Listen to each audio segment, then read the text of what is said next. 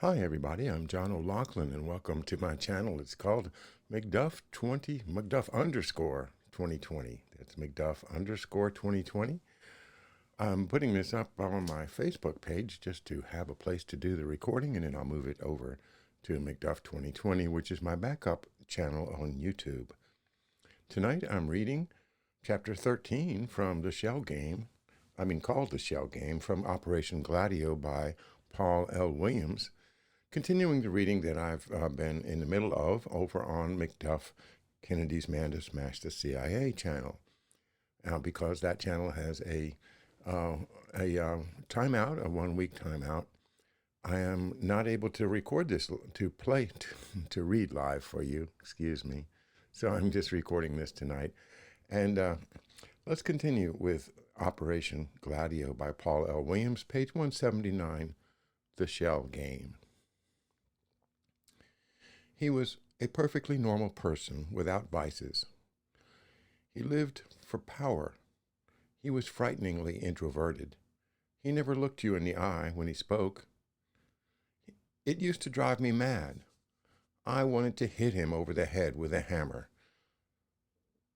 Quoting from Robert Rosone, describing Roberto Calvi, one of the infamous stars of our book tonight, and one that ends up hanging upside down from the Blackfriars Bridge in London. So a tragic end for Roberto Calvi.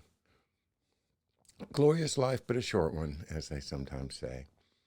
It began as a means of providing funding to Operation Gladio and its strategy of tension, along with to Operation Condor and its support of right-wing regimes in South and Central America.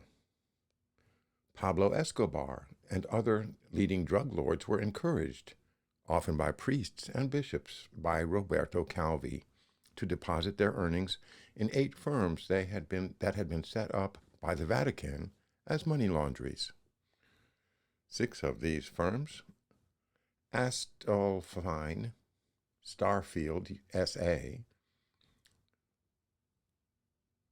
United Trading Corporation, Aaron S.A., Bellatrix S.A., Belrose S.A., and Starfield S.A., and that S.A. for South America, a corporate designation, were in Panama. A 7th, Manic, that's a funny name, Manic, M-A-N-I-C, S.A., in Luxembourg, and the 8th, Nord Europe establishment in Liechtenstein. By 1978, when John Paul ascended to the papal throne, the money coming into these firms from the Medellin cartel alone was enormous, since Escobar, at the height of his power, was smuggling 15 tons of cocaine into the United States every day. The 8 laundries were simply storefronts manned by secretaries and street thugs. The money they received was wired or transported by courier, often a cleric, to the central headquarters of Banco Ambrosiano in Milan. From Milan, the money was rerouted to the IOR, which charged a processing fee of 15 to 20%. From Vatican City, the funds were transferred to numbered bank accounts at Banca del Gottardo or Union Bank of Switzerland. With the money flowing between tax-sheltered banks, the Guardia di Finanza,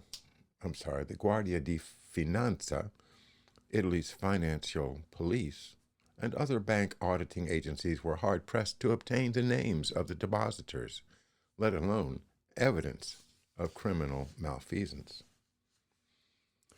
Air Scranton. The CIA was an active participant in the arrangement, since the agency was deeply involved with Escobar and the drug cartels.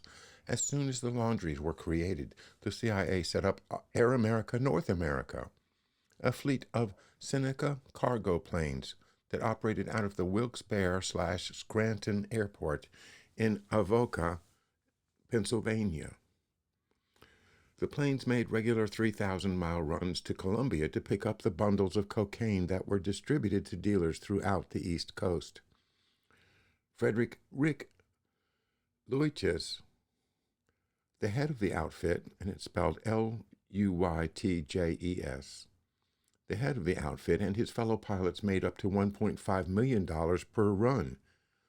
Luytjes, by his own admission, was a CIA operative, and the funds were used to sponsor black operations in South and Central America. A substantial amount of this cash was funneled into the IOR's offshore shells. In addition to the cash from the cartels, money poured into the 8 shell companies in the form of loans from Banco Ambrosiano in Milan. The loans were easy to obtain. Roberto Calvi, who remained Ambrosiano's CEO, convinced the bank's directors that the offshore firms were concerns of the Vatican for the exportation of, quote, parochial goods, unquote. Of all the directors of all the banks in all the world, the directors of Banco Ambrosiano were the least likely to question the integrity of the undertakings of Holy Mother Church. The bank had been established in 1896 by Giuseppe Tovini to provide financial service to Roman Catholic institutions and families. Named after St. Ambrose, the firm's expressly Catholic character was protected by a statute that required shareholders and directors to submit a baptismal certificate and a statement of good conduct from their parish priest before they could vote. Ambrosiano's independence from secular interest was protected by a statute that barred any individual from obtaining more than 5% of its shares.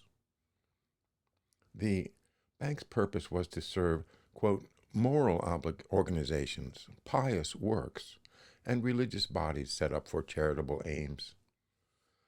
Any objection that the directors might have to the strange new offshore companies were offset by the fact that the loans were sent not to Liechtenstein or Luxembourg, but directly to the Vatican Bank.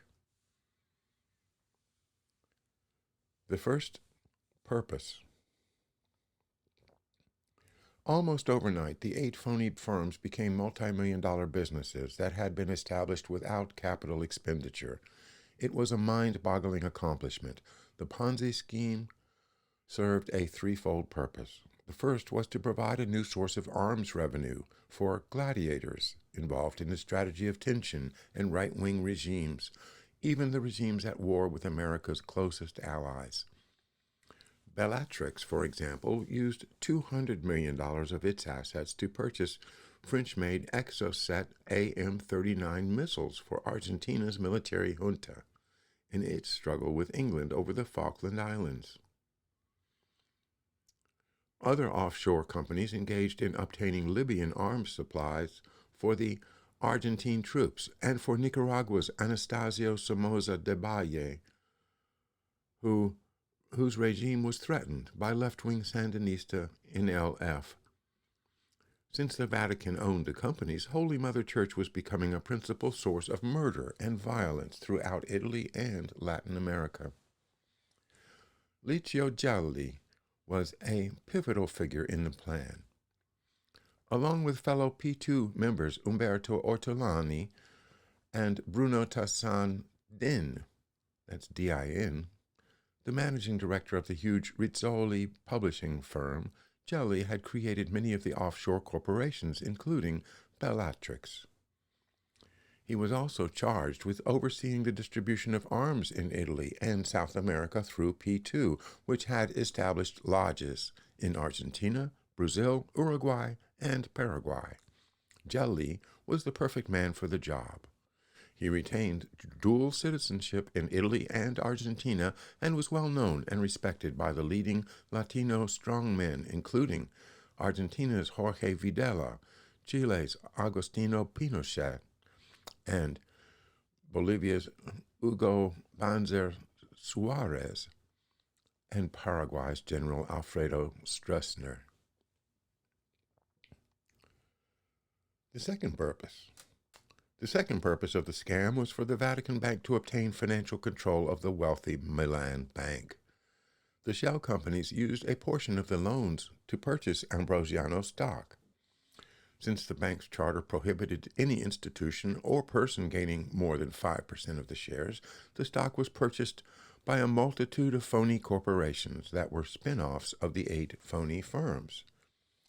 The United Trading Corporation, for example, spawned a host of nominal subsidiaries, including Ulricot, La Fidela, Finprogram, Ordeo, Lantana, Casadilla, Marbella, Imparfin, and Teclafin. By 1982, Ulricor ranked as the 8th largest shareholder of Ambrosiano stock, with 1.2%. To conceal the fraud, Calvi opened Ambrosiano Group Banco Comercial in Managua. Its official function was conducting international commercial transactions, but its real function was to serve as a repository beyond the purview of the Guardia di Finanza, where all evidence concerning the fraudulent and criminal devices used to acquire majority interest in the Milan parent bank could be concealed. For the convenience, of course, there was a price to be paid. Calvi traveled with Gelli to Nicaragua and dropped several million into Somoza's pocket. The dictator was so pleased that he not only pronounced his blessing upon the new branch, but also granted Calvi a Nicaraguan diplomatic passport, which he retained for the rest of his life. To increase the value of the shares, Calvi announced huge stock dividends and rights offerings, along with optimistic pronouncements about the future of Banco Ambrosiano and its new Latin branches. The shares began to split and split again.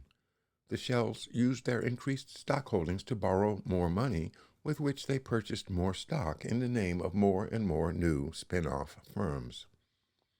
They never paid interest on their borrowings. They simply added the accrued interest to their loan balances and backed their obligation for collateral with more of their bank stock. It worked like a charm. By the start of 1981, the Vatican had succeeded in gaining ownership of 16% of Ambrosiano's shares. The third purpose of the scam was to provide funding for solidarity in Poland. As soon as he was crowned with the tiara, John Paul II met in private with Calvi to demand that an ample share of the money from the Ponzi scheme be channeled to Lech Walesa, who had been, quote, sent by God, by providence, unquote. Such payments met with the approval of Zbigniew Brzezinski, President Carter's national security advisor, and General Vernon Walters, the U.S. ambassador at large. By 1981, over $100 million in funds from the drug cartels and the illegal bank loans flowed into the coffers of the struggling Polish labor movement, making the new pope a great hero in his native country. Few, including Walesa, opted to look the gift horse in the mouth to discern that the true source of the manna from heaven was the drug trade. Early in 1982, Calvi discussed the Pope's involvement in laundering money for solidarity with Flavio Carboni, an emissary to Ambrosiano from the CIA. In one of their secretly taped conversations, Calvi can be heard saying, quote, "Marcinkus must watch out for Casaroli, who is the head of the group that opposes him. If Casaroli should meet with one of those financiers in New York who are working with Marcinkus, sending money to Solidarity, the Vatican would collapse. Or even if Casaroli should find one of these papers that I know of, goodbye Marcinkus, goodbye Rotilla, goodbye Solidarity. The last operation would be enough, the one for $20 million. I've also told Prime Minister Andreotti, but it's not clear which side he is on. If things in Italy go a certain way, the Vatican will have to rent a building in Washington behind the Pentagon, a far cry from St. Peter's," unquote.